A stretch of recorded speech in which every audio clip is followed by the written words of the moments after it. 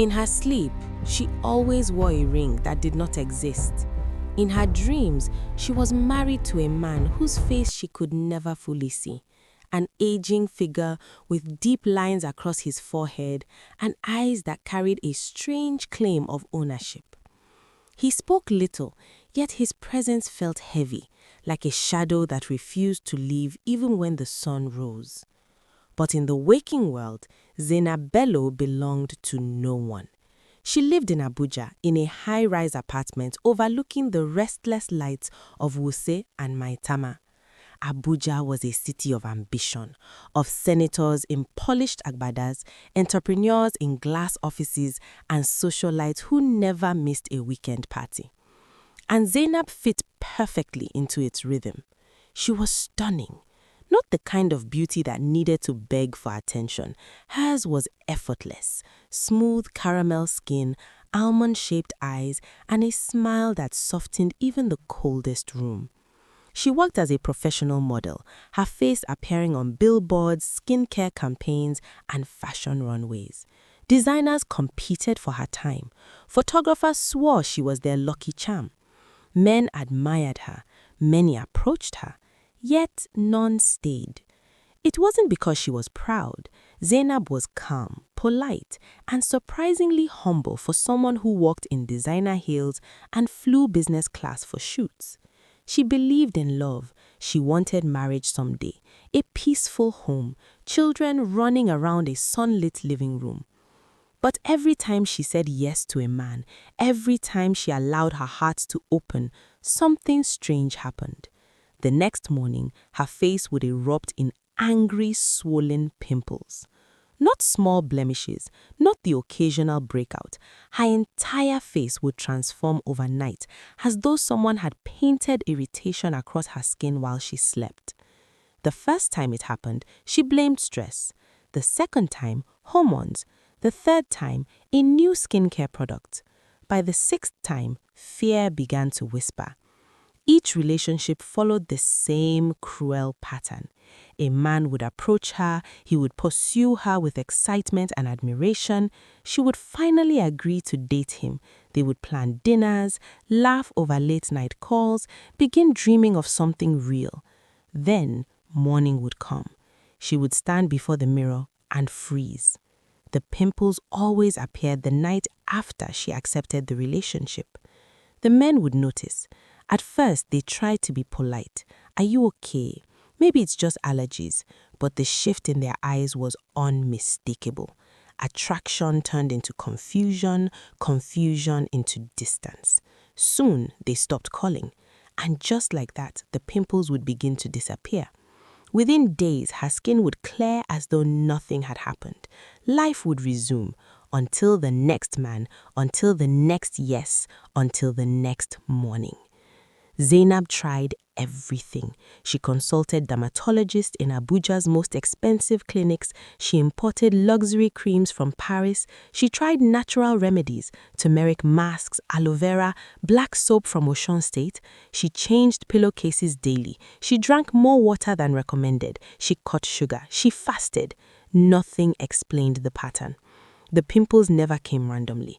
Only after she agreed to date someone, and always after a dream, because there was something else she had never told anyone. The dreams. Every time she agreed to a relationship, she would see him again, the old man. Sometimes he sat silently in a dimly lit room. Sometimes he stood beside a bed dressed in white traditional cloth. Sometimes he spoke. You belong to me. The first time she heard those words, she woke up sweating, but she convinced herself it was imagination until the pattern became undeniable. Zainab's manager, best friend, and roommate was Aisha Lawal. They had met years ago during a fashion internship and became inseparable. Aisha handled bookings, contracts, and brand deals. She was sharp, witty, and fiercely protective of Zainab. One Tuesday afternoon, they received life-changing news. Zainab had been selected as the face of Radiant Glow Cosmetics, one of the largest beauty brands in West Africa.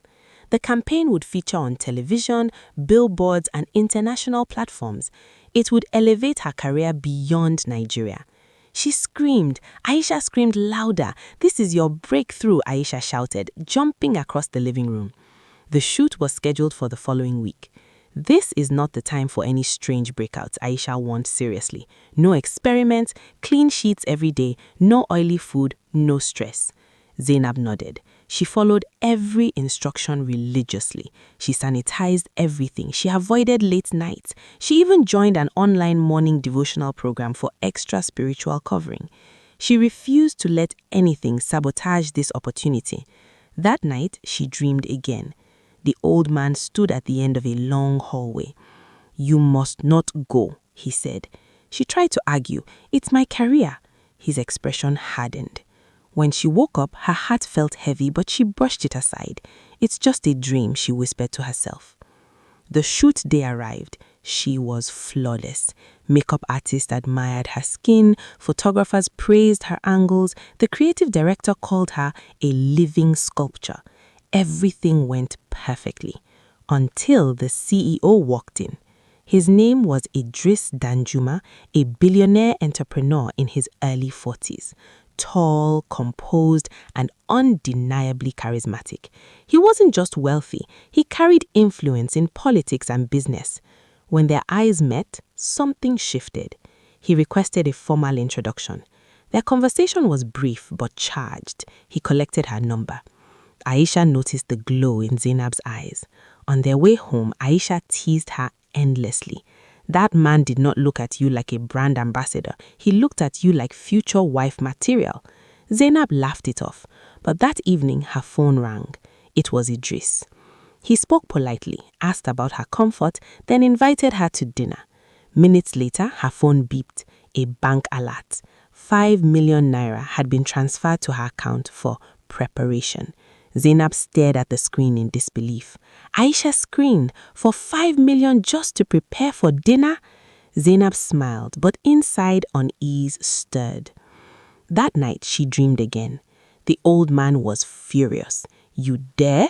She tried to defend herself. "It's only dinner." He stepped closer. "You belong to me." She woke up breathless. Her hands trembled, but her face was clear. The dinner went beautifully. Idris took her to one of the finest restaurants in Abuja. They laughed, shared stories, and discovered surprising similarities.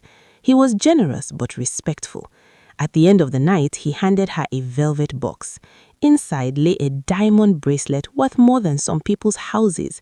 She kept her composure, but inside her mind shouted in disbelief.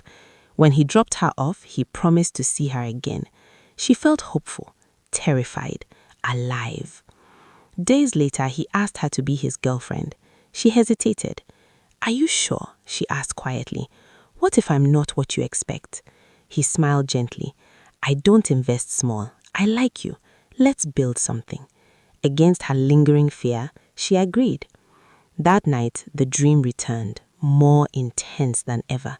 The old man did not shout this time. He only stared. The next morning, Aisha's scream echoed through the apartment. "Zainab!" She rushed to the mirror. Her face was covered. The worst breakout yet. Tears rolled down her cheeks. She already knew the pattern had returned. She ignored Idris's calls. She cancelled meetings. She stayed indoors. Aisha tried to comfort her, but something darker stirred in her heart. Jealousy. She remembered the gifts Idris had bought, the lifestyle he offered, the security. A poisonous thought crept in.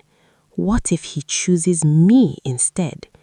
One evening, she secretly called Idris. She explained everything, the strange pattern, the breakouts. She even showed him a picture. "If you leave her," she said carefully, "her skin will clear." But halfway through her manipulation, guilt swallowed her. She remembered how Zainab had once taken her in when she was jobless. She changed her tone. "She really loves you. Please don't hurt her." Idris listened quietly. Then he left. He went straight to Zainab's apartment. He saw her face. He understood her silence. "We will fix this," he said gently, "even if it means flying you abroad." He hugged her. He did not flinch. That night, Zainab joined an online prayer vigil she had almost forgotten. Midway through the session, the pastor paused. He said, There is a woman here. Every time you try to move forward in love, something attacks your face. You see a man in your dreams." Zainab froze. "That spirit has no legal right," he declared. "You are free." Her hands shook. After prayer, she slept. In her dream, she saw the old man one final time. He packed a small box. He looked at her with fading anger. Then he walked away. She did not follow. Morning came. She rushed to the mirror. Her face was clear, completely. She cried, not from fear this time, but relief. She called Idris. He was speechless. Days later, they traveled together to meet the pastor in person for prayers and counsel. Months passed. No more breakouts, no more dreams. Idris proposed in a private garden overlooking the city skyline. Their wedding in Abuja became society's headline event. Beauty mogul marries radiant glow model. Aisha stood beside her as maid of honor, grateful she had not allowed envy to ruin everything. Yet, Zainab never forgot the warning the pastor gave her. Some battles don't disappear. They change form. Stay alert. Now happily married, she remains watchful. Because sometimes, late at night, when the room is silent and Idris sleeps peacefully beside her, she still wonders, was the old man truly gone, or was he waiting for a different way back in? And this time, Zainab has decided something. She will not just pray, she will investigate. Because someone or something once claimed ownership over her destiny, and she intends to find out who dared. Love stories filled with wisdom and tradition? Then don't forget to like, subscribe, and comment for more beautiful folk tales from the heart of Africa.